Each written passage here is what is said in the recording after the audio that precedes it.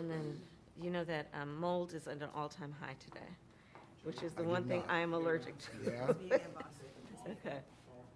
Pollen is down, mold is up. mold is up. You know, I know that as a matter of fact, because I was watching CBS this morning. They There had you a go. little stream, now that I think about it. Learn something new every day. Indeed. See you, Chris? I'm gonna just snap at once. Good? Yep. Coming around. Done? Yeah. Got it on both? Okay, so we need to clear the background? Good, done? Yes.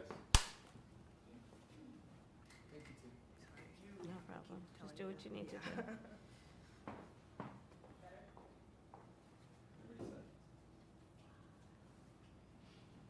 We're all perfectly happy? Everybody happy? Oh, you're so quick. Good? I'm good. All right. Well, Madam Vice President, one, thank you for doing this. Of course. And thank you for inviting us into your home. Of course. We're going to be running this on the anniversary of the Hamas attack on Yeah, on Israel. October 7th. So let's just start with Hang on Israel. 1 second, Bill. Yeah. Sorry, we had someone in the background. I'm afraid you're gonna have to re-ask that. Okay, whoever's in the dining room? It was me. Okay. So yeah, just to start with Israel. Okay. The events of the past few weeks have pushed us to the brink, if not into, an all-out regional war in the Middle East. What can the U.S. do at this point to stop this from spinning out of control? Well, let's start with October 7th, because obviously what we do now must be in the context of what has happened. And as I reflect on a year ago, and that 1,200 people were massacred, young people at a festival, at a music festival. 250 hostages were taken, including Americans. Women were brutally raped. And as I said then, I maintain Israel has a right to defend itself, we would, and how it does so matters. And as we fast forward into what we have seen in the ensuing weeks and months, far too many innocent Palestinians have been killed. And we know that, and I think most agree, this war has to end. And that has to be our number one imperative. And that has been our number one imperative. How can we get this war to end? Well, critical elements of that are we have got to get a hostage deal and a ceasefire deal done. We have to get aid in. We have to lay the path toward a two-state solution. I do believe that we must maintain that as an objective, no matter how out of reach it seems at the moment. And the work that we have to do is also pay attention to what is happening every day in the region and put U.S. resources into everything we can do diplomatically and otherwise to de-escalate what is happening in the region. We supply Israel with billions of dollars in military aid, and yet Prime Minister Netanyahu seems to be charting his own course. The Biden administration, the Biden-Harris administration, has pressed him to agree to a ceasefire. He's resisted. You urged him not to go into Lebanon. He went in anyway. He has promised to make Iran pay for the missile attack, and that has the potential of expanding the war. Does the U.S. have no sway over Prime Minister Netanyahu? Well, let's start with this. On this subject, the aid that we have given Israel allowed Israel to defend itself against 200 ballistic missiles that were just meant to attack the Israelis and the people of Israel. And I think that is the most recent example of why what we do to assist in their defense around military aid is important. And when we think about the threat that Hamas, Hezbollah presents, Iran, I think that it is without any question our imperative to do what we can to allow Israel to defend itself against those kinds of attacks. Now, the work that we do diplomatically with the leadership of Israel is an ongoing pursuit around making clear our principles, which include the need for humanitarian aid, the need for this war to end, the need for a deal to be done which would release the hostages and create a ceasefire. And we're not going to stop in terms of putting that pressure on Israel and in the region, including with other leaders in the region, including Arab leaders. But it seems that Prime Minister Netanyahu is not listening. The Wall Street Journal said that that your administration has repeatedly been blindsided by Netanyahu. And in fact, he has rebuffed just about all of your administration's entreaties. Well, Bill,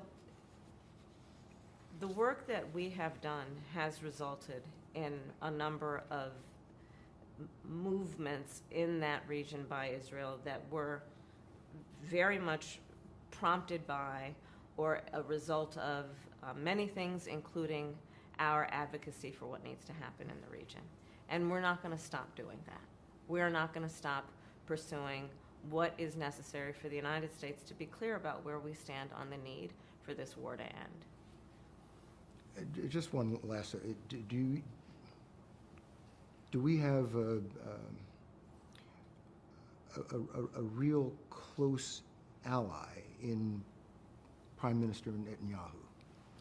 I think, with all due respect, the better question is, do we have an important alliance between the American people and the Israeli people? And the answer to that question is yes. And we are going to do what is important to support whatever leadership is in Israel that is defending the security of the state of Israel. Let's shift gears here. Most basic of questions. Why do you want to be President of the United States? There are many reasons, but probably first and foremost, I truly believe in the promise of America. I do. And I love the American people. You know, we are a people who have ambition and aspirations and dreams and optimism and hope. If you look at the character of who we are and how we have achieved the strength that we have achieved, I believe in large part it is because of our character and our belief in the promise of America. And I'm running for president because I want to do everything that is possible to create an opportunity for people to achieve those goals, those ambitions, and those dreams. And that is why you will hear me talk about my plan for an opportunity economy, to invest in what we can do, not only to bring the cost of living and prices down for folks, because even though we've achieved a lot of success, prices are still too high. You know it, I know it. But what we can do to invest in the innovation that is happening in startups and our small businesses, what we can do to invest in the industries of the future, what we can do to maintain America's strength in the global context. But that's why you want to run. That's why you want to be president. That's why I'm running. And some other reasons. But you're asking the American people to make you the most powerful person on the planet. Why do you deserve the American people's votes? Well, first of all, I have a career and a history of being very clear that I think of my role of leadership, and in particular now for the last 4 years as vice president and moving forward as president, if the voters will have me, as being a leader on behalf of all Americans. As you know, I spent the majority of my career as a prosecutor. And I'm going to tell you, I never asked a victim of crime, a witness, whether they were a Democrat, are you Republican, are you an independent. The only thing I ever asked folks is, are you okay? And I believe that America deserves a leader who works on behalf of all Americans and understands the importance of knowing that the vast majority of us have so much more in common than what separates us. And my career and my work has always been about being grounded in common sense approaches to getting things done. And when it comes to what we need to do as it relates to national security, we just had that conversation. That includes understanding and respecting the power and the strength of the United States of America and our then responsibility to be a global leader, to nurture and strengthen our alliances around the world, to respect the U.S. military and its most noble mission, to do the work of appreciating alliances, be it NATO or others, to do the work of pursuing diplomacy when it is in the best interest of our national security and prosperity. And my experiences tell me not only that those must be priorities of the United States of America and the President of the United States of America and the Commander-in-Chief of the United States of America, but also all of those experiences tell me that the American people in this election have a clear choice. Because on the other side of the equation, we are looking at the former President, Donald Trump, who has shown himself to be, when he was a commander-in-chief, someone who gave away America's standing in terms of our principles of standing up to dictators and autocrats. You see how he compliments Putin even today. Someone who was prepared to walk away from our alliances. NATO is the strongest military alliance the world has ever known. We have seen someone in Donald Trump who openly criticizes the United States military, men and women, who are prepared to, at great sacrifice, serve our country and defend the principles upon which we were founded. He calls them suckers and losers. But Madam Vice President, a quarter of registered voters still say they don't know you. They don't know what makes you tick. And why do you think that is? I mean, you have been vice president for almost 4 years. You've been on the national scene for longer. What's the disconnect? It's an election, Bill. And I take it seriously that I have to earn everyone's vote. And that's why I'm traveling our country. I've seen you in a few states in the last couple of days. I am talking with folks where they live. I am listening to folks and working to earn the vote of every American. This is an election for President of the United States. No one should be able to take for granted that they can just declare themselves a candidate and automatically receive support. You have to earn it. And that's what I intend to do. Let me tell you what your critics and the columnists say. Okay. They say that the reason so many voters don't know you is that you have changed your position on so many things. You were against fracking, now you're for it. You supported looser immigration policies, now you're tightening them up. You were for Medicare for all, now you're not. So many that people don't truly know what you believe or what you stand for, and I know you've heard that. So let's be clear. First of all, a lot of the positions that you were talking about have been discussed and dispensed with in 2020, 4 years ago. But let me be clear on something. In the last 4 years, I have been Vice President of the United States. Not a senator from a particular state, not coming from a particular state, but Vice President of the United States of America. And I have been traveling our country, and I have been listening to folks and seeking what is possible in terms of common ground, common sense solutions, building consensus. And that is why I have taken the positions that I take. Not dispensing with my values, but understanding we have to, a real leader has to find consensus. So for example, on the issue of fracking, I've been very clear since 2020. I will not end fracking. I did not as vice president. In fact, as vice president of the United States, I cast the decisive vote. I broke the tie in Congress that now allows more leases for fracking. On the issue of health care in America, my value has always been that access to health care should be a right and not just a privilege of those who can afford it, which is why I cast the tie-breaking vote in the United States Congress that has now allowed us to cap the cost of insulin for seniors at $35 a month.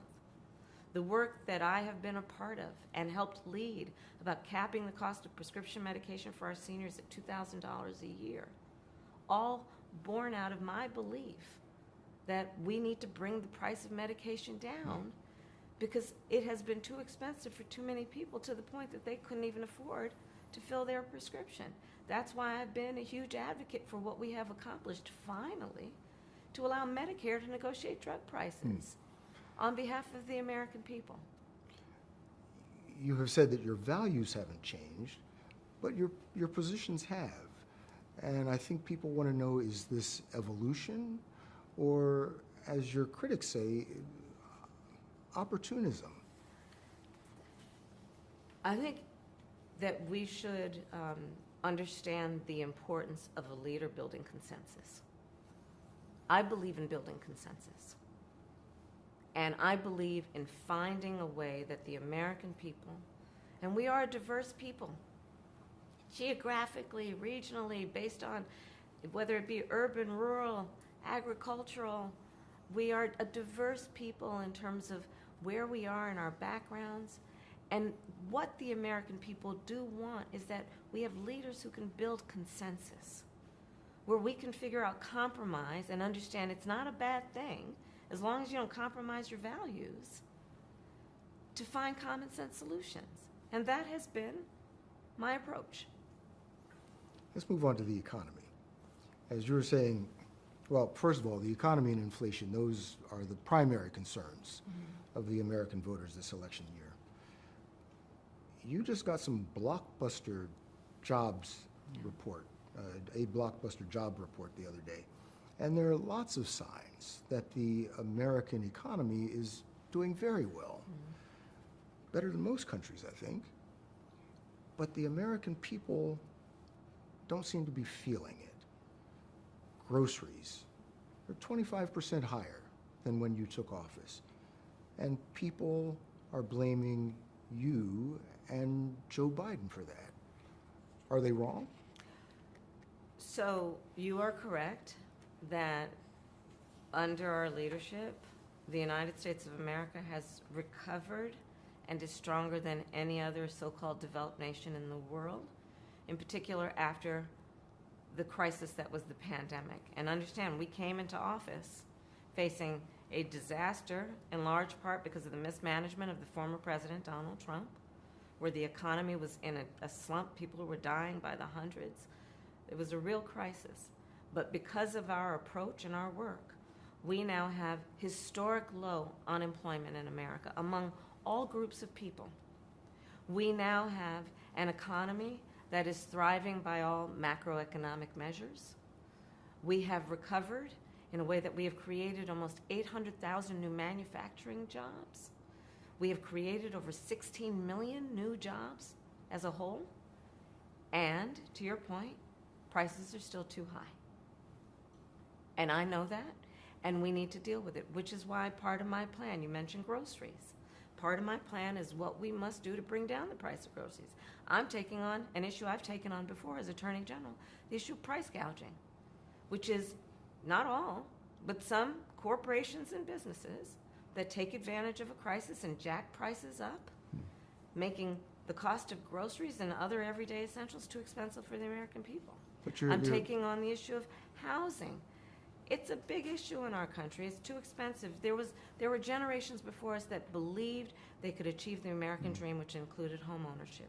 Now I travel our country. I talk to young people every day.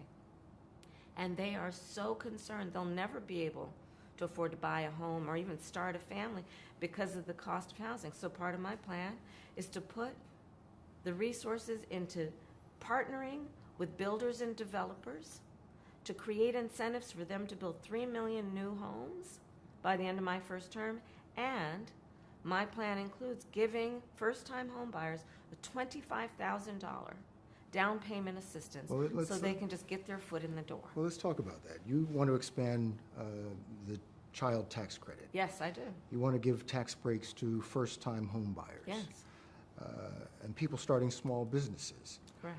But it is estimated by the Nonpartisan Committee for Responsible Federal Budget that your economic plan would add $3 trillion to the federal deficit over the next decade. How are you going to pay for that? Okay, so the other economists that have reviewed my plan versus my opponent, because this is an election and there are two choices. Everyone from Goldman Sachs to Moody's to 16 Nobel laureates. So on the first point, comparing my economic plan to Donald Trump's economic plan, they have reviewed it and determined that my economic plan would strengthen America's economy, his would weaken it. 16 Nobel laureates, Moody's, others, have determined after reviewing what Donald Trump is proposing that he would induce inflation, increase inflation, and bring about a recession by the middle of next year.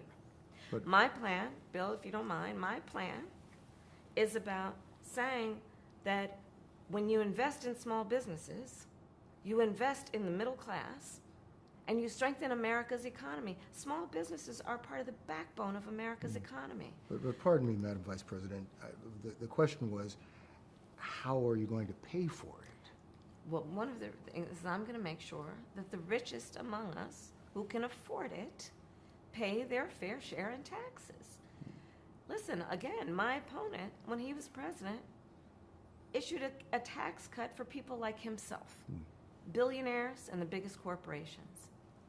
My perspective is everybody needs to pay their fair share. It is not right that teachers and nurses and firefighters are paying a higher tax rate than billionaires and the biggest corporations. And I plan on making that fair. But we're dealing with the real world here. But the real world includes... How are you going to get this through Congress? You know, when you talk quietly with a lot of folks in Congress, they know exactly what I'm talking about because their constituents know exactly what I'm talking about.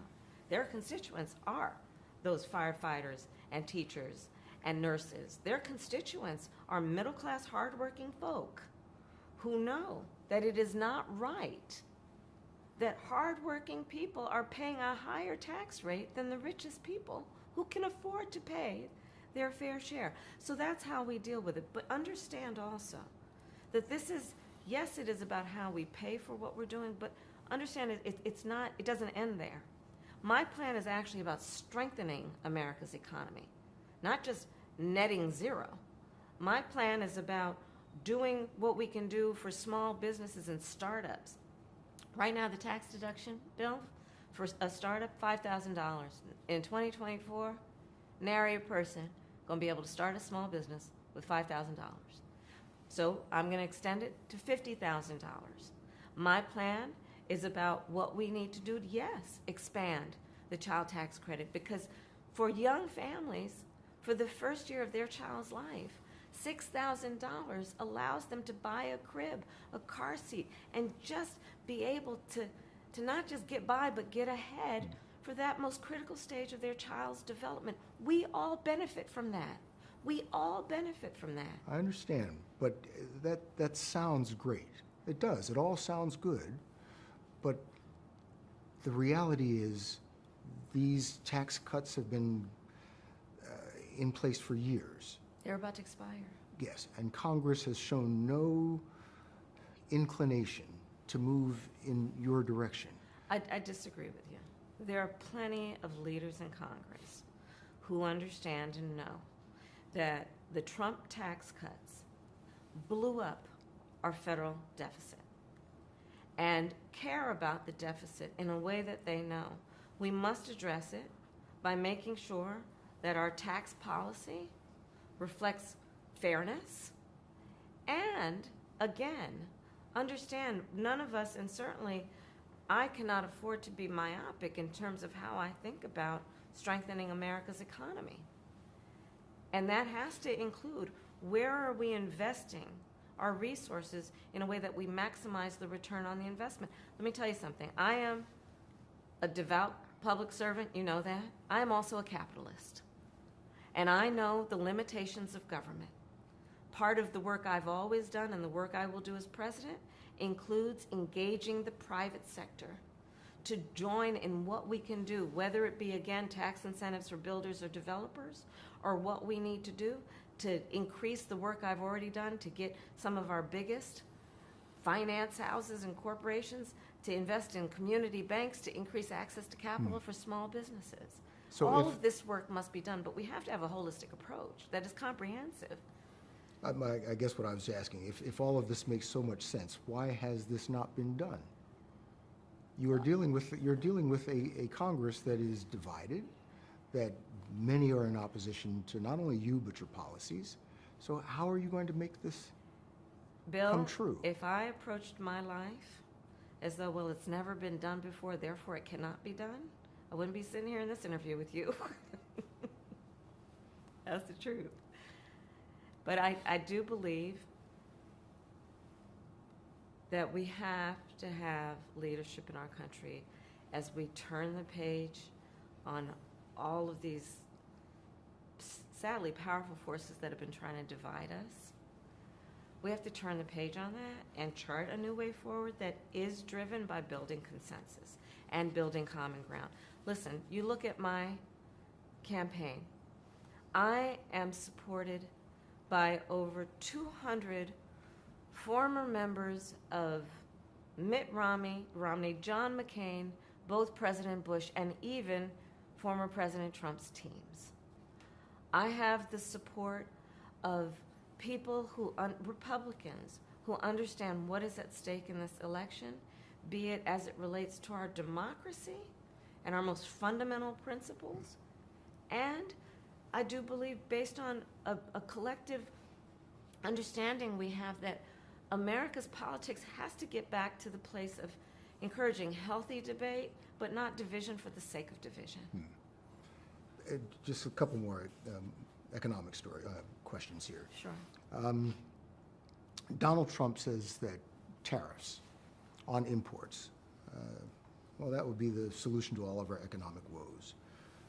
You criticize his plan for tariffs, yet the Biden-Harris administration has left many of the Trump-era tariffs in place, especially when it regards China. And President Biden has, in fact, expanded some of those tariffs. Would you continue the Trump-era tariffs if you're elected? So part of the real problem that economists and others have pointed out about Trump's approach, in this election, he is advocating what is at least a 20% tariff across the board on everyday necessities and goods, which economists have estimated will cost the average American family more than almost $4,000 a year, more than what they're already paying for everyday but you've got tariffs. goods. But let me get to my point. On everyday goods, so a across the board blanket policy on tariffs for everyday goods and necessities. Tariff policy we cannot afford to have that is just a blind policy without looking at what we are talking about and what will it induce, what will it incentivize. On the point about China, look, America has to win the competition for the 21st century as it relates to China. And we need to have policy that includes investing in America, investing in American workers, investing in American manufacturing, investing in American supply chain. And that is, I believe, smart and important policy, not only for the sake of our security, but also our prosperity. So let's move on to immigration. You recently visited the southern border and embraced President Biden's recent crackdown on asylum seekers. And that crackdown produced an almost immediate and dramatic decrease in the number of border crossings. And you said you would take it even further. If that's the right answer now, why didn't your administration take those steps in 2021?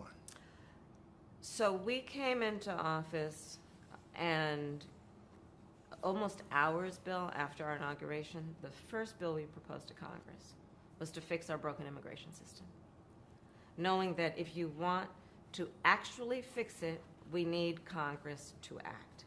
It was not taken up.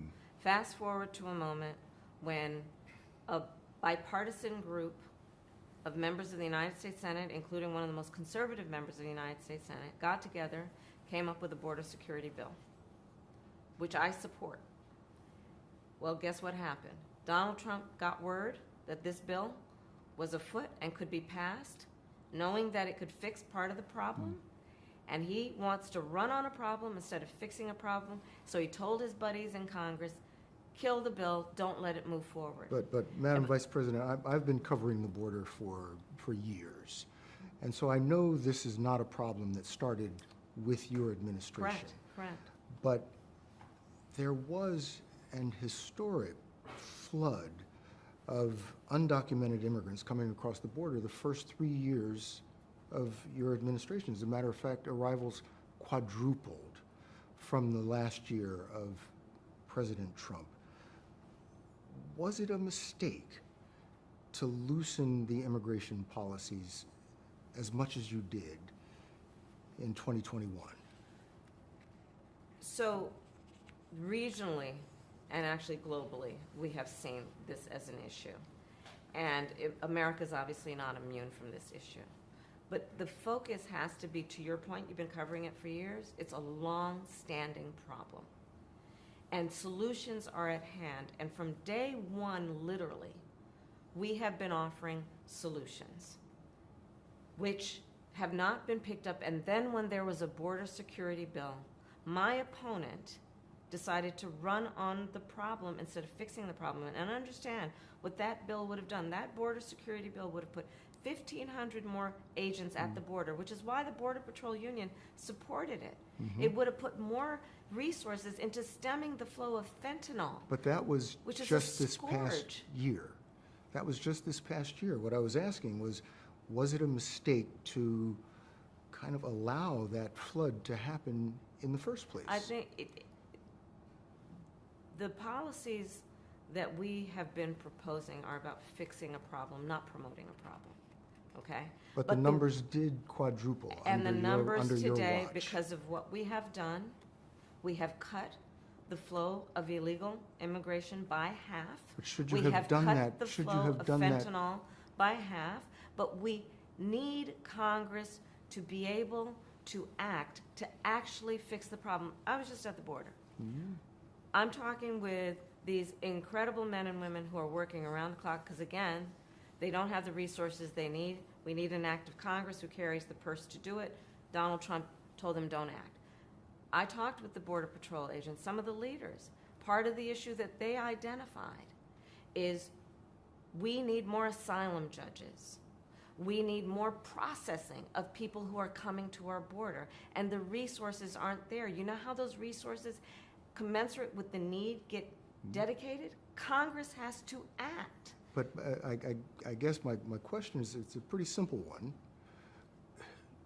If this is the right answer now, what you tried to do with the bipartisan bill. And what we tried this to do spring. on day one, Bill, and what we tried to do on day one, when we came in, first order of business before we did the Inflation Reduction Act, before we did, successfully, by the way, without one Republican vote, before we did the bipartisan infrastructure bill, before we passed the first meaningful piece of legislation to deal with gun violence in America in 30 years, the first thing we did was to offer a comprehensive solution to create a pathway for citizenship and for people to earn it, and to deal with what we need to do to put more resources to ensure that we are able to heighten our level of security at the border. So we do need to move on because our time is short, but I'm trying to understand how it is that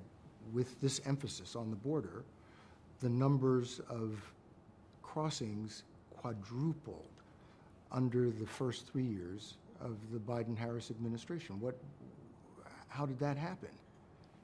There are a variety of factors that relate to what we have seen globally and what we are not immune from at our own border in terms of what we have seen in terms of surge of immigration and irregular migration. And there are solutions at hand, but we've got to have leaders who are solution-oriented, which we've been and are, and I am going forward, instead of leaders who want to make it a problem they can run on. It's talking about that person you're mentioning right now. You have accused Donald Trump of using racist tropes when it comes to Haitian immigrants in Springfield, Ohio, when it comes to birtherism, when it comes to Charlottesville. In fact, you have called him a racist and divisive. Yet Donald Trump has the support of millions and millions of Americans. How do you explain that? So let's just break down what you just talked about and talk about it in the context of the words that Donald Trump has spoken and the actions he has taken, and whether that is reflective of who we are as Americans, knowing we have so much more in common than what separates us. We have a former president who wants to be president again, who has a bouquet of microphones in front of him, who has said the most vile lies about a group of legal immigrants in Springfield, Ohio. And if I may, Bill, let me just say something. You know, from the time I was a prosecutor to attorney general to now vice president, I learned very early in my career, when the voters bestow on you the authority to have these positions, you must be very thoughtful about how you use that microphone in front of you. And, you know, when I was attorney general, the words I spoke could move markets. So the idea that the former president, who again is running to be president, would use that microphone in a way that is about vilifying and demeaning a whole population of people. You know what has happened because of that? One day when this happened was a school day, picture day for an elementary school. Picture day. You know what picture day is for our children? They get excited the night before. We put out the clothes they're going to wear. They go to school making sure their faces are clean and their hair is done. And they go to school for picture day. And you know what happened to these children? They had to evacuate that day because of the fear of the threats that were being issued in Springfield because of the words of Donald Trump. So I say that I'm glad you are pointing these comments out that he has made that have resulted in a response by most reasonable people to say it's just wrong. It's just wrong. So you have said you want to be the president of all the people. Yes. With so many people supporting Donald Trump, the man you've called a racist, how do you bridge that seemingly unbridgeable gap? I believe that the people of America want a leader who's not trying to divide us and demean. I believe that the American people recognize that the true measure of the strength of a leader is not based on who you beat down, it's based on who you lift up. And I have traveled around our country, and I've met with people of every background and walk of life, including people who have supported Donald Trump in the past, who say to me they're ready to turn the page, they're exhausted with what he has been doing and that approach, and they want to chart a new way forward for our country. So, was democracy best served by President Biden stepping down and basically handing you a nomination? You didn't have to go through a primary process. You didn't have to fight off other contenders. That's not really the way our system was intended to work. So President Biden made a decision that I think history is going to show is rare among leaders, which was to put country before self. Excuse me. And I am proud to have earned the support of the vast majority of delegates and to have been elected the Democratic nominee to be Vice President of the United States. I am honored to have received the support and endorsement of over 200 Republicans who served in the last 3 Republican presidential administrations. I am proud to have earned the support of leaders of our national security community. I am proud to have received the endorsement of leaders around this country from every background and walk of life to fight in this election over the next month for our democracy and the principles upon which it stands. What is at stake in this election? You mentioned our democracy, is whether we are a nation that abides by and respects the rule of law, and that we have a president who is the champion of following and respecting and upholding rule of law. But I would Not think that- someone who has been convicted of 34 felonies, who tried to overturn the free and fair election, which was the will of the people on January 6th. Not someone who has said he would be a dictator on day one. Not someone who has said, and these are his words, he would terminate the Constitution of the United States of America. But I think this truncated process is why people think or say they don't really know who you are. Well, Bill, there's no question. Look, I've been in this race for 70 days. And there is work to be done. It is, without any question, a short period of time. There's no question about that, which is why I'm traveling around our country. As I said earlier, I mean, you've seen me. I'm from one state to the next to the next. I don't know how many states I've been in this last week alone. Literally, I've lost count. So it is my responsibility to earn the vote, and I'm going to work to do that. 3/4 of the American voters, or likely voters, say that they are concerned about the possibility of election-related violence. And with 2 assassination attempts against former President Trump, the country seems near a boiling point. What can you do? What should you do to lower the temperature? Well, first, let's start with those attempts, assassination attempts on the former president. I was deeply disturbed, shocked, and shaken, frankly, when they happened. I called the former president to check on him. But it is really important that all of us speak loudly, regardless of who we're voting for, to say our differences have to be settled at the ballot box and not through violence. We cannot lose our soul in terms of who we are as Americans by resorting to violence to settle our differences, much less to make a decision about who's going to be the next president of the United States. Let's hit on some more foreign policy. There's a bug in here.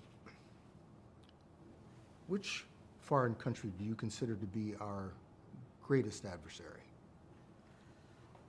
Well, there are different reasons that we should be thoughtful about each. Most recently, I think there's an obvious one in mind, which is Iran. And look, I mean, Iran has American blood on their hands, okay? And what we saw in terms of just this attack on Israel, 200 ballistic missiles, what we need to do to ensure that Iran never achieves the ability to be a nuclear power, that is one of my highest priorities. So if you And have that must proof that be. Iran is building a nuclear weapon, would you take military action? I'm not going to talk about hypotheticals at this moment. What about China? China is strongly asserting its dominance, its control of the South China Sea, especially around the Philippines. What is the U.S. responsibility for keeping China from simply taking over the South China Sea? Well, I have actually worked very closely with the leaders in the Philippines on just this very issue, and including the work that we are doing in terms of coordination between our military and training and what needs to happen in terms of protecting the freedom of the South China Sea. China, first of all, we must win the competition for the 21st century with China. We must be able to compete and win. We should not seek conflict. But we have to understand that there are parameters in which we must operate that include ensuring, for example, that we protect American business interests. So say if China attacks Taiwan, would we use military force to support Taiwan? Bill, I'm not going to get into hypotheticals, but listen, we need to make sure that we maintain a one China policy, but that includes supporting Taiwan's ability to defend itself, including what we need to do to ensure the freedom of the Taiwan Strait. But on the issue of China, we also, again, we cannot afford to have foreign policy that is myopic. We must be able to also, as it relates to China, continue to do the work that we have begun to deal with the flow of fentanyl coming into the United States. That's a real issue. Again, you talk to families around our country who on a constant, sadly, regular basis, meet parents and family members of people who have died from fentanyl, young people who have died from fentanyl. Are we going to stop trying to stem the flow of fentanyl? And we have to deal with that and understand China's role in that and our ability to work with China to stop that flow, which we have begun to do and I'm going to continue to do. We need to make sure we have open lines of communication with China, in particular, military to military.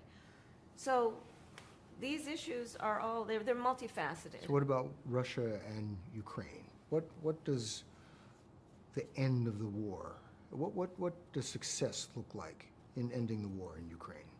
There will be no success in ending that war without Ukraine and the UN Charter participating in what that success looks like. That being said, America must stand firm in being a leader in defending international rules and norms that include one of the most important, which is the critical nature and importance of sovereignty and territorial integrity. Would you meet with President Vladimir Putin to negotiate a solution to the war in Ukraine? Not bilaterally without Ukraine, no. Ukraine must have a say in the future of Ukraine. How about, as president, would you support the effort to expand NATO to include Ukraine? Those are all issues that we will deal with if and when it arrives at that point. Right now, we are supporting Ukraine's ability to defend itself against Russia's unprovoked aggression and doing what we can to continue to build and strengthen the alliance around the support for Ukraine's right to be an independent nation, free from having its borders forcefully taken by Russia. And we are going to continue to work closely with our NATO allies to continue to reinforce America's alliance in the context of NATO. Again, in this election, there's a real difference between me and the former president. I believe in reinforcing the strength of NATO, understanding, again, it is the greatest military alliance the world has ever known. Donald Trump would pull us out of NATO. Donald Trump, if he were president, Putin would be sitting in Kyiv right now. Let's be clear about that. He talks about, oh, he can end it on day one. You know what that is? It's about surrender. Achieving peace and an end to this war is not synonymous with surrender. Those two things are not the same. It's a hard left turn here, but you recently surprised people when you said that you are a gun owner And then if someone came into your That was house, not the first time I've They would get talked about shot. it. That's not the first time I've talked about it, but it's, So- I mean, I don't talk about it a lot, but so what kind of gun do you own, and when and why did you get it? I have a Glock, and I've had it for quite some time. And I mean, look, Bill, my background is in law enforcement, and so there you go. Have you ever fired it? Yes, of course I have. At a shooting range, yes, of course I have. And to just give you more detail, and I store it in a locked box, and it is safely stored, and as any responsible gun owner does. I'm getting the countdown here, but one last thing. You are sitting here with us. The Trump campaign canceled an interview that they had agreed to participate in this broadcast. What do you make of that? Listen, I think that, look, I think that your viewers have options in terms of how they're going to hear from him. And I invite them to watch what he says at his rallies.